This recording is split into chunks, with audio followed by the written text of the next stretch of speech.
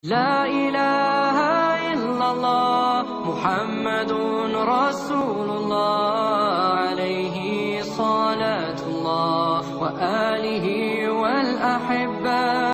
Di mana letak keadilan Allah? Kalau ada orang beriman berbuat maksiat saat di dunia, kok bisa masuk surga saat di akhirat? Sementara ada orang tidak beriman, amal baiknya kelihatan banyak di dunia. Bantu orang, gak pernah mabuk, gak pernah bunuh orang, gak pernah macam-macam, suka bantu, suka nyumbang, suka macam-macam. Tapi dia gak beriman, kok bisa masuk neraka? Di mana keadilan Allah? Halo? Pernah dengar pertanyaan ini? Itu pertanyaan itu, kalau muncul sekarang, itu sebetulnya pertanyaan yang telat. 15 abad yang lalu sudah ada pertanyaan serupa. Jadi kalau ada yang bertanya seperti itu, terima kasih Bu, Pak, pertanyaan bagus sekali. Itu diantara sekian pertanyaan Anda yang paling bagus untuk saat ini. Cuman memang agak telat pertanyaan ini, 15 abad yang lalu sudah ada yang bertanya seperti Bapak dan Ibu. Nah, siapa yang bertanya itu? Sayyidah Aisyah Ummul Mukminin radhiyallahu taala anha. Bertanya kepada Nabi, ya Rasulullah, itu si fulan belum beriman, tapi amal baiknya kelihatan banyak banget, suka bantu, suka nyumbang, suka ini, suka itu. Nanti di akhirat masuk surga enggak? Anda tahu, begitu pertanyaan itu muncul, yang turun langsung surah dengan namanya Al-Furqan. Ayat yang ke-23. Tuh.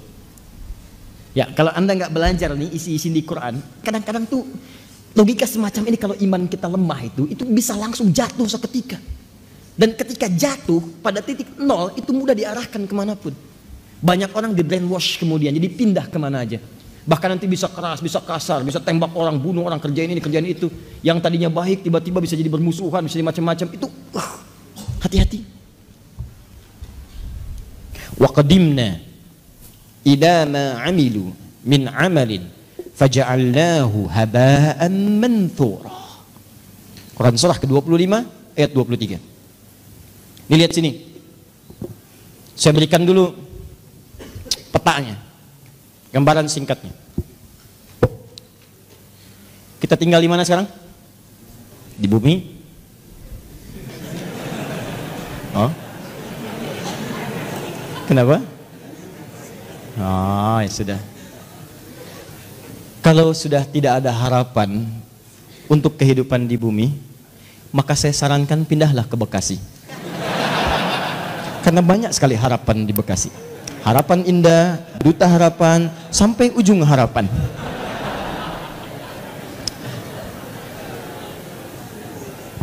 Sudah. Di bumi ini sifatnya sementara atau sementerus abadi? Karena itu sifatnya disebut dengan dunia namanya. Ad-dunya. Dunia itu bukan tempatnya, dunia itu sifatnya. Dunia. Di tempatnya ardun, tempat yang dipijak. Kita terjemahkan karena kita memijak bumi, maka terjemahkan dengan bumi. Sifatnya disebut dengan dunia dari kata dana yadnu dunuan wa dunyaan. Dana yadnu dunuan wa dunyaan. Artinya bisa berarti sesuatu yang dekat dan singkat. Sangat singkat. Dekat, singkat. Wadanal jannataini, dan nanti saat masuk surga Anda bisa mendapatkan semua kenikmatan dekat sekali. Pengen anggur sambil bertelekan, petik. Pengen pisang, ambil. Pengen apel, ambil. Nggak susah, enak nikmat. Wadanal jannataini dan.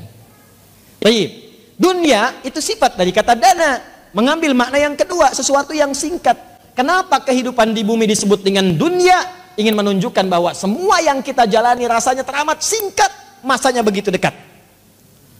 Kayaknya baru kemarin kita ketemu ya. Iya, sudah punya cucu 5.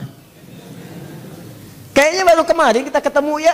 Iya, sekarang sudah ketemu lagi sekarang. Kayaknya baru tadi pagi kita merencanakan taklim, hari ini sudah ada di sini. Kayaknya teman-teman sekalian, dan terasa begitu singkat. Singkat, kayaknya baru ini, kayaknya baru itu, dan semua sudah berlalu cukup sekian lama. Ini kehidupan di bumi itu semuanya singkat. Karena itu disebut dengan dunia sifatnya. Jelas di sini? Walaupun bahasa Al-Qur'annya disebut dengan ardun tempatnya. Ardun itu setiap tempat yang dipijak.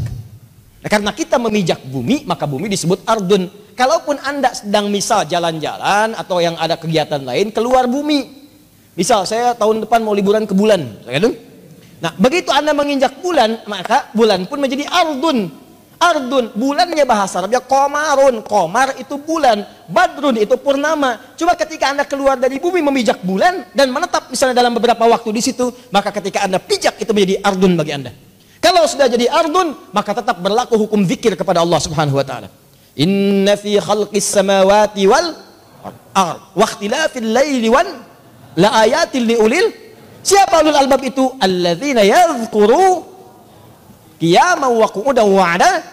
Di walaupun Anda ke bulan, ke tempat lain misalnya, Anda berpijak, maka tidak mengurangi nilai zikir Anda kepada Allah Subhanahu wa taala. Saya contohkan bulan karena sudah ada orang yang pernah menginjak bulan. Ya, menurut sejarah. Siapa dia? Neil Armstrong, so lagi? Aldrin, ya ada 3 orang. Yang ketiga? Selamat namanya. Selamat ya. Armstrong dan Aldrin menginjak bulan dengan selamat. Ya. Nah ini, singkat. Ditulis. Masya Allah. Catatnya. Gak ada dalam sejarah itu. Baik. Pertama, Armstrong. Kedua, Aldrin. Ketiga, selamat. Dan jadi jangan main-main kalau sedang di bumi, sudah jangan main-main, itu singkat. Ingat, kita itu begitu singkat dan kita celakanya, kita tidak tahu kapan kita pulang. Ini masalahnya. Dan mungkin saja bisa terjadi kapan yang tidak kita kehendaki. Malam ini bisa, besok bisa, kita tidak tahu kapan pulang. Kalau Anda sudah merasa yakin akan pulang, akan meninggal dan begitu singkat, maka orang cerdas pasti akan menyiapkan bekal untuk pulangnya. Kita jangan main-main lagi. Ya, ibadi, kata Allah dalam hadis qudsi, ibadi khalaqtuka lil ibadati fala tal'ab. Hambaku, aku ciptakan kau itu untuk banyak ibadah, jangan banyak mainnya. Wa ma khalaqtul jinna wal insa illa liya'budun. Wa qasamtu laka rizqaka fala tat'ab. Dan kamu mesti yakin aku telah tentukan kadar rezekimu, jangan terlalu lelah. Kerja ini hanya untuk mengumpulkan. Aku udah bagi, kamu berikhtiar, kamu dapat. Kamu mendekat kepada saya untuk ibadah, saya berikan keberkahan dan luaskan rezekimu. Kamu tinggalkan saya untuk mencari dunia, maka saya akan buat kamu sibuk dalam urusan dunia. Kamu merangkak mencari dunia, sibuk, malam mikirin dunia, sore mikirin dunia, siang mikirin dunia. Dan kata Allah, saya pastikan kamu pun tidak akan meraih lebih daripada apa yang telah aku tetapkan untukmu.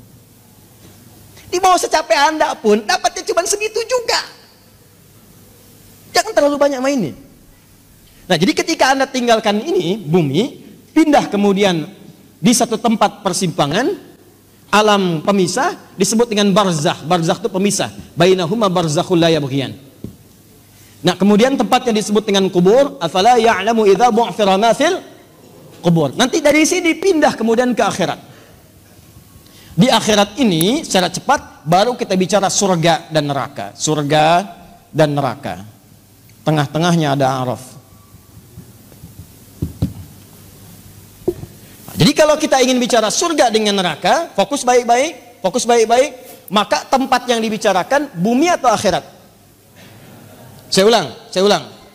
Di bumi ada surga tidak? Tidak. Ada neraka tidak? Tidak. Nah, di mana ada surga? Di akhirat. Kan pertanyaan tadi, kenapa dia tidak masuk surga, yang lain masuk surga? Berarti Anda sedang bicara hukum akhirat, bukan sedang bicara hukum dunia. Jelas? Nah, dalam kaidah mengatakan, di setiap tempat yang berbeda pasti memiliki hukum yang tidak sama. Jangankan masalah akhirat, di bumi saja kalau tempatnya beda, hukumnya tidak sama. Toilet Lebak Bulus akan beda dengan toilet Kampung Rambutan. Di sini bayar 1.000, sana 2.000. Parkiran sini 3.000, parkiran sana 4.000. Anda ke GGP dengan Grand Mall, jangan harap kemudian bayarnya sama. Saya dari GGP bayarnya segini, kenapa di sini beda? Kalau mau sama, Bapak parkir di Grand Mall sana. Bayarnya ke sini. Silahkan. Oh, itu baru hukum dunia. Maka apalagi ketika Anda akan bawa ke hukum akhirat. Kalau Anda ingin pindah ke tempat yang lebih hebat lagi, tempat yang lebih bagus lagi, maka jangan samakan dengan hukum yang pernah Anda dapati saat berada di bumi. Makanya jangankan hukumnya, benda-benda bumi pun gak akan dibawa ke akhirat.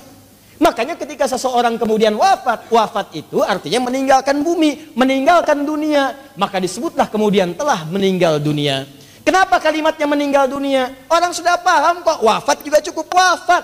Kenapa kalimat meninggal dunia dimunculkan? Maksudnya semua hukum-hukum dunia, bekal-bekal dunia akan ditinggalkan ketika dia meninggalkan tempat ini. Ayo, antum yang kumpulkan uang yang banyak, antum kumpulkan handphone yang banyak, yang paling canggih, kumpulkan mobil yang paling hebat, luaskan rumah antum, silahkan. Cuman saya kasih tahu dari sekarang, begitu antum meninggalkan dunia, antum akan meninggalkan semua yang antum banggakan itu. Ini nggak usah takut. Kalau anda disebut oleh sementara orang kamu nggak kaya, nggak apa-apa, cukup hidup. Toh orang kaya juga kalau meninggal nggak akan dibawa kekayaannya. Silahkan cek gelarnya sama, tinggalnya sama dalam tanah. Nggak percaya silahkan, dia meninggal, antum meninggal, sama aja. Nggak ada orang dikuburkan dengan mobilnya, dikuburkan dengan handphonenya, dengan rumahnya, dengan kebanggaannya, nggak ada. Kenapa? Karena yang dibawa ketika dia pulang ke tempat lain bukan bekal dunianya. Ini habis, tinggal. Apa yang dibawa ke akhirat? Yang dibawa itu bekal amal akhirat, bukan dunia. Jadi tidak adil kalau ada orang ke akhirat bawa bekal dunia, itu nggak adil. Yang adil itu siapkan bekal akhirat. Begitu kamu ingin ke sana, bawa bekal itu. Jelas? Nah sekarang persoalannya, apa bekal akhirat itu? Bekal akhirat itu cuma dua. Kalau ingin masuk surga, dua bekalnya. Satu iman, kedua amal soleh. Iman plus amal soleh. Gini caranya. Saya ulang. Satu iman, dua apa? Amal soleh. Buka Quran surah kedua Al-Baqarah ayat 25, paling kanan sebelah atas. Wa basyiril ladzina amanu, iman, wa amilus solihati, amal soleh, anna lahum jannatin tajri min tahtihal anhar. Maka orang yang punya iman dan membuktikan imannya dengan amal soleh itu, kami akan jamin muaranya dengan surga, dengan segala keindahannya. Sungai-sungai mengalir di bawahnya dengan segala ragam dan jenisnya. Ada air susu, ada macam-macam, ada madu dan sebagainya. Maka kalau anda ingin masuk ke surga, bekalnya cuma dua. Satu apa? Iman. Kedua apa? Amal soleh. Ini bekalnya.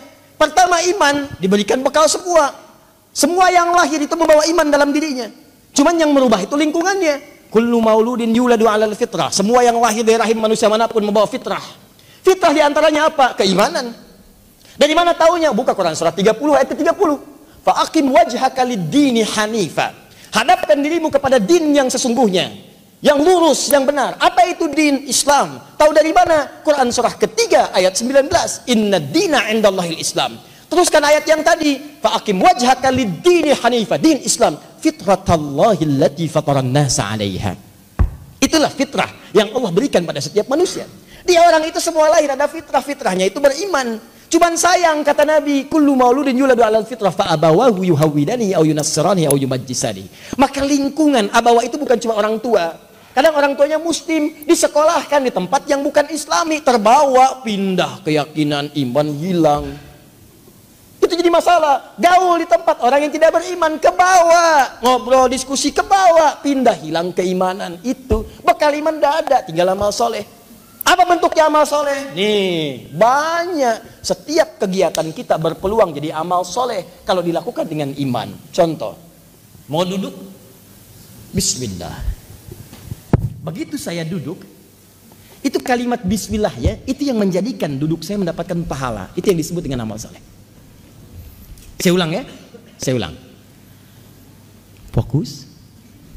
Semua kegiatan di dalam Islam, dan saya pastikan kepada anda, saya mencoba untuk meneliti di beberapa yang lain, saya tidak temukan, cuma di Islam. Ya, ini kaidah kita. Jadi kalau ditanya bisa jawab, bukan dalam konteks merendahkan yang lain, tidak. Perhatikan baik-baik. Cuma di dalam Islam yang semua aktivitasnya itu bersanding dengan doa, dari mulai bangun tidur sampai tidur lagi. Silahkan cek. Bangun tidur kita ada doanya? Ada. Cek di tempat lain, anda tidak akan temukan. Bahkan diatur.